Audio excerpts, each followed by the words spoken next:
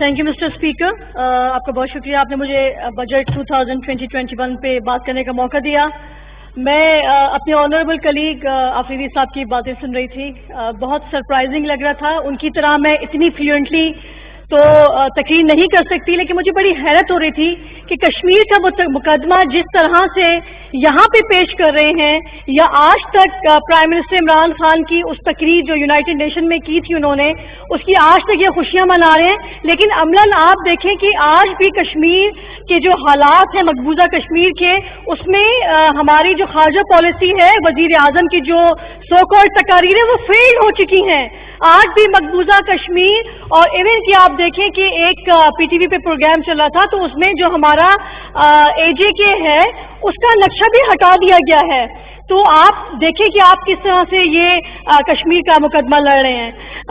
ये बड़ी बड़ी बातें, ये कॉल फेल में जो तजाद हमें नजर आता है, हुकूमती बेंचेस जो कि हाउस में आके एक बात करते हैं और टेलीविजन पे जाके दूसरी बात करते हैं, काबीना में तीसरी बात करते हैं, और अमलन उसका कोई मुजाहिरा नहीं हो रहा था। जनाब स्पीकर, आज मैं इस मौके पे अपने तमाम वो फ्रंट लाइन वर्कर्स जो कोरोना के हवाले से अपनी जिम्मेदारियां हिम्मत और जुर्रत के साथ निभा रहे हैं, उनको मैं मुबारकबाद देना चाहूँगी।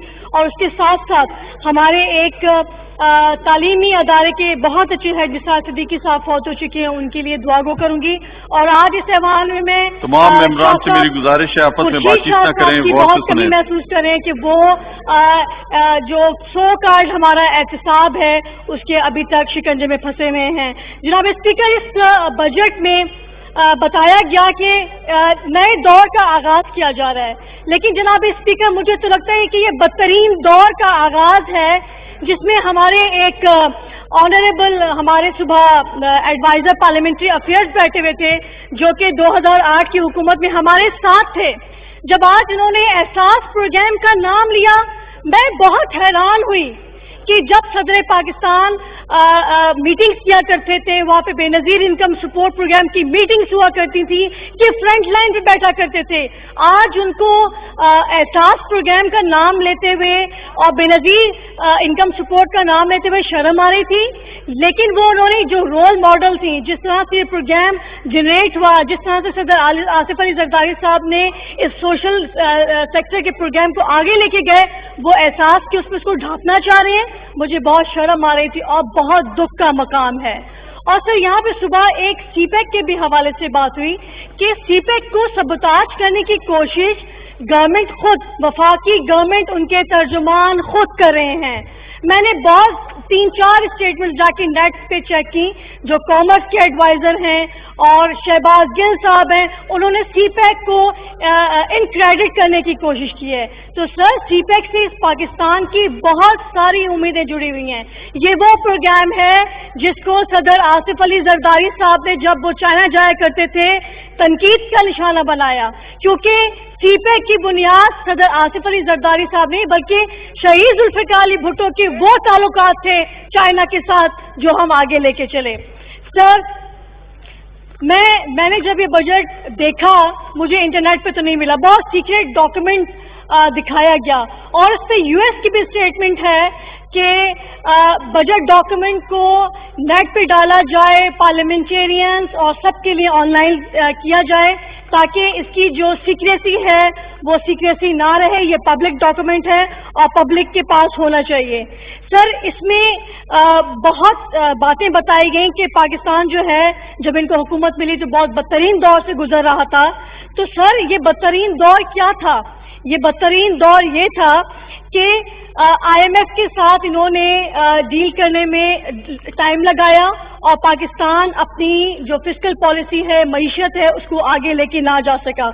सर, कई बार इमरान खान ने स्टेटमेंट दी कि पाकिस्तान जो है वो कर्जों के बोझ तले दब रहा है, लेकिन हर तकरीर में, हर प्रोग्राम में वो एक नया फिगर देते हैं। कभी वो कहते हैं कि 31,000 अरब का बोझ है, कभी वो कहते हैं 30,000 अरब का बोझ है, कभी वो कहते हैं 27,000 अरब का बोझ है। सर, मैं आपको फिगर देती हूँ, 2008 में जब पाकिस्तान पीपल्स पार्टी को हुकूमत मिली तो उस वक्त 6,000 अरब का बर्डन था, और जब हमने हुकूमत छोड़ी तो 14,000 अरब पे पहुंचा। सर, सिर्फ 8,000 अरब का इजाफा हुआ। जब नून ने हुकूमत छोड़ी تو وہ 24,953 ارب روپے کا برڈن تھا، جو کہ 5 سالوں میں صرف 10,000 ارب. سر بہت سرپرائزنگلی بہت شاکنگ بات ہے کہ 19 مہینوں کے اندر پی ٹی آئی کی حکومت نے 11,000 ارب کا اضافہ کیا ہے. سر اگر یہ ان کی سپیڈ رہی، یہ معاشی اعداد و شمار رہے 11,000 ارب 19 مہینوں میں، تو بدقسمتی سے اگر یہ 5 سال پورے کر لیتے ہیں تو ملک کہاں جا کے دبے گا؟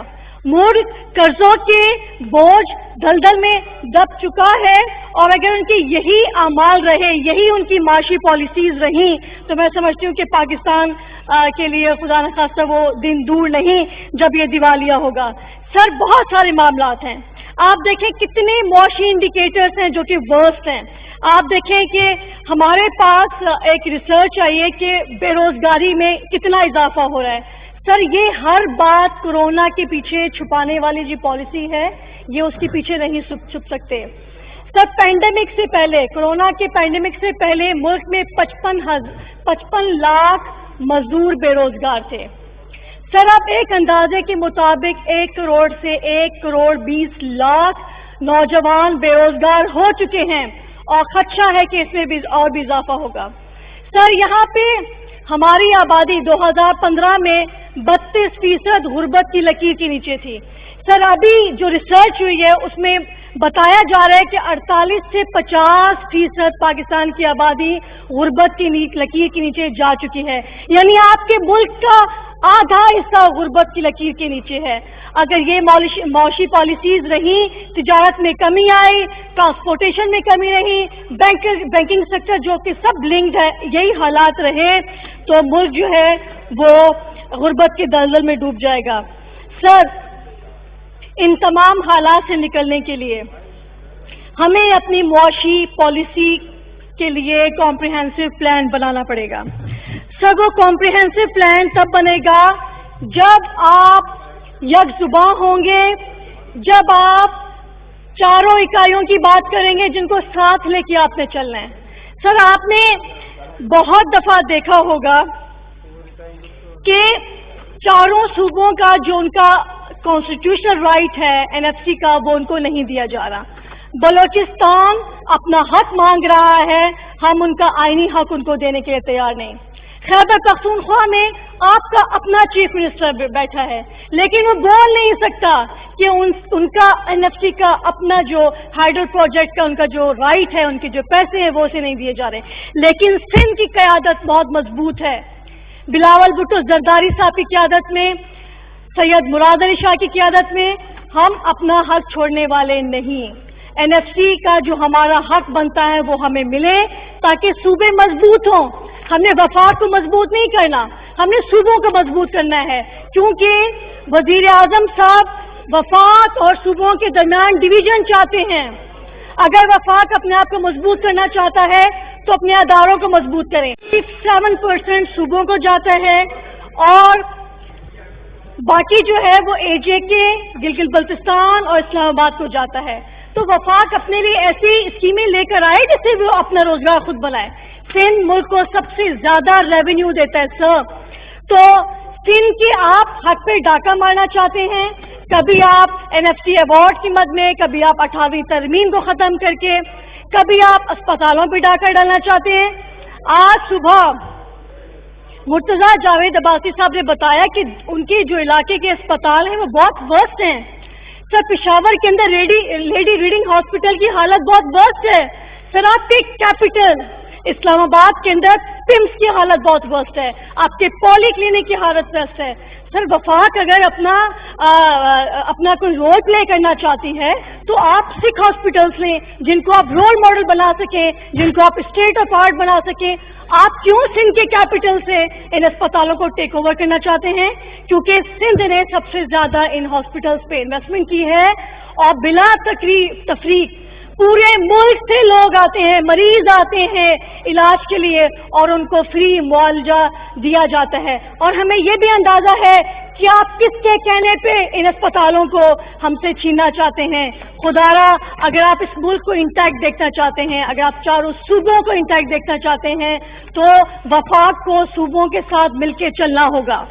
ہمیں صوبائی خود مختاری اسی لیے دی تھی کہ ہر صوبہ اپنی ذمہ داری اٹھائے. لیکن عمران خان کی ایگو کہاں جائے؟ عمران خان کی ایگو کہاں جائے؟ وہ تو ٹچ سے مت ہونے کے لیے تیار نہیں. وہ اپنے وفاقی کابینہ کے وزراء کی زبان کو لگام نہیں دے سکتے تو وہ ملک کو کیا سنبھالیں گے سر؟ کل آپ دیکھیں کہ ایک وزیر نے جو انکشاف کیا، ان کی تو زمین سے پیروں سے زمین نکل جانی چاہیے تھی. آج یہ کس منہ سے یہاں بیٹھے ہیں؟ کس منہ سے یہاں پہ وفاق کی اور کابینہ کی اور بجٹ کی بات کر رہے ہیں؟ یہاں پہ تو الزام تراشیاں کی جا رہی ہیں. تو صبح میں نے سنا کہ بے نظیر انکم سپورٹ پروگرام کے لیے کہا گیا کہ 8 لاکھ فیک کوئی پیسے لے رہے تھے. سر کل ایک وزیر نے جیو نیوز سے بیٹھ کے کہا ہے کہ احساس پروگرام سے 12,000 لینے والوں میں آپ اپنی بات مکمل کریں. سر 11 منٹ ہو چکے ہیں جی.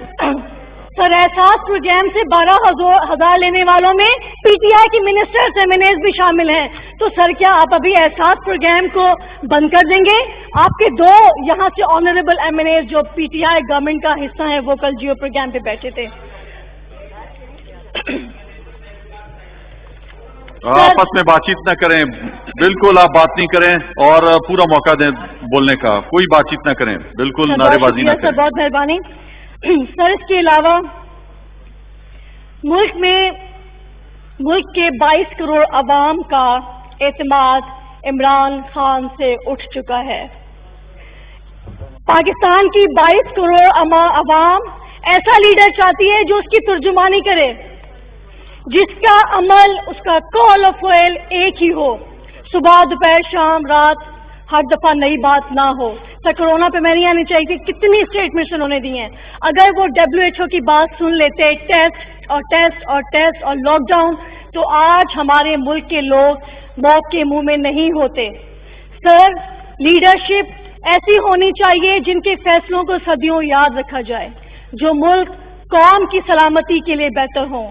ایسے لیڈر صدیوں میں پیدا ہوتے ہیں جو پاکستان میں کھوئے ہیں. ان میں ایک عظیم نام شہید ذوالفقار علی بھٹو کا ہے، جنہوں نے اس ملک کو ایٹامک پاور بنایا اور آج ہمارا پڑوسی ملک ہمارے ساتھ نظریں نہیں ملا سکتا کیونکہ ہم بھی اتنے پاورفل ہیں. شہید ذوالفقار علی بھٹو نے اس ملک کو متفقہ آئین دیا، 4 اکائیوں کو جوڑا. آپ انہی سے کچھ سیکھ لیں. اس کے علاوہ شہید ذوالفقار علی بھٹو نے اس ملک میں انڈسٹریز کا جال بچھایا، اداروں کا جال بچھایا. شہید محترمہ بے نظیر بھٹو نے جنرل عامروں کا مقابلہ کیا اور اپنے بہت کم چھوٹے عرصے میں جس طرح سے ان کو حکومتیں ملی، انہوں نے تاریخی اور انقلابی پروگرام دیے جو آج تک چل رہے ہیں، جن کے جو ہم ان کے مرہون منت ہیں. اور انہوں نے اپنے آخری جو بات کہی کہ سوات کے اوپر جھنڈا لہرانے کے لیے اپنے ملک اور قوم کے اور لوگوں کے درمیان میں جنگ کا نذرانہ دیا. سر ایسے لوگ صدیوں میں پیدا ہوتے ہیں. اور پاکستان، سر میں بس آخری، آصف علی زرداری صاحب نے اس آئین اور قانون کو اصل شکل میں بحال کیا اور اپنے پاورز اس پارلیمان کو دیے جس پہ آج عمران خان بیٹھے ہیں. سر میں ہاتھ جوڑ کے گزارش کرتی ہوں کہ یہ پارلیمان کا جمہوریت کو بچانے کے لیے ہمارے قائدین نے اپنے خون کے نذرانے دیے ہیں. اس کو ہم کسی طور پہ بھی سبوتاژ نہیں ہونے دیں گے. ہمارے لیڈر بلاول بھٹو زرداری صاحب نے اس ہاؤس میں کئی بار کہا کہ ہم اپوزیشن ہوتے ہوئے آپ کے ساتھ چلنے کے لیے تیار ہیں، صرف اس ملک میں رہنے والی عوام کے لیے. تو سر ہماری امیدیں یہی ہیں کہ آئین، قانون اور جمہوریت کا بالادستی ہو اور یہ ملک کسی طریقے سے نہ ٹوٹے. لیکن اگر اس قسم کے تابڑ توڑ حملے ہوتے ہیں تو ہر صوبہ پہ سوچنے کے لیے مجبور ہو جاتا ہے. ہماری امیدیں، ہمارے آس ہمارے نوجوان لیڈر بلاول بھٹو زرداری صاحب میں ہیں، جو بے نظیر بھٹو کی شہادت سے لے کے آج تک عوام کی آواز بنے ہوئے ہیں. وہ آواز بنے ہوئے ہیں جو کہ وہ ہر بات پارلیمان کے اندر ہو، پارلیمان کے باہر ہو، ہمیشہ ایک مثبت میسج دیتے ہیں کہ آؤ اس ملک اور قوم کو ہم ساتھ لے کے چلیں.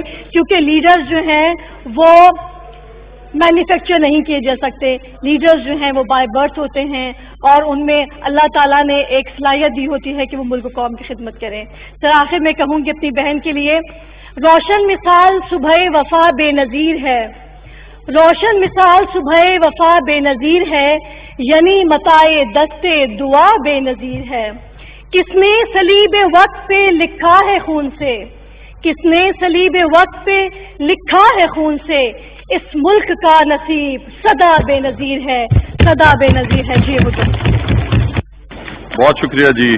جی جناب جمیل احمد خان صاحب 36 نمبر سیٹ کا مائک آن کریں جی.